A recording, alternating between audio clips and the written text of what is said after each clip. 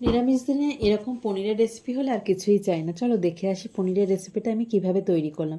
250 গ্রাম পনির নিয়ে নিয়েছি। পনিরটা আমি টুকরো করে কেটে নিয়েছি। তোমাদের যেরকম ইচ্ছে তোমরা সেরকম শেপে কিন্তু কেটে নিতে পারো।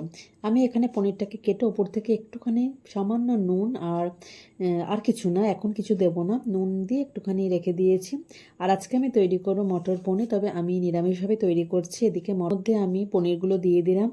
আচ্ছা, পনিরটা আমি খুব হালকাভাবে ভাজবো। আমি একটু কাশ্মীরি লঙ্কার গুঁড়ো দিয়েছি, পনিরটা ভেজে তুলে নিয়েছি। এরপরে ওই তেলের মধ্যে আমি কড়াইশুঁটি দিয়ে দিলাম, আদা, কাঁচা লঙ্কা, টমেটো পেস্ট দিয়ে দিলাম, টক দই দিয়ে দিয়েছি। গ্যাসের ফ্লেমটা একদম আমি স্লো করে রেখেছি। একদম স্লো করে না রাখলে দইটা কিন্তু একদম পুরো ফেটে যাবে। আর একটু কাজু আর একটু পোস্ত বাটা দিয়ে দিয়েছি, দিয়ে একটু জল দিয়ে মশলাটা ভালো করে কষে ভাজা পনিরগুলো দিয়ে দিয়েছি। নুন, হলুদ, একটু চিনি সামান্য দিয়েছি ব্যালেন্স করার জন্য। তো এইভাবে আজকে আমি পনিরের রেসিপিটা তৈরি করলাম, খুব সহজভাবে, খুব তাড়াতাড়ি কিন্তু হয়ে যায়।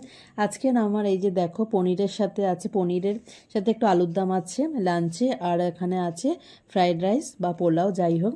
তো আজকের এই লাঞ্চ মেনু কীরকম লাগলো তোমাদের, আর ভিডিওটা কেমন লাগলো অবশ্যই কিন্তু জানাবে। সবাই খুব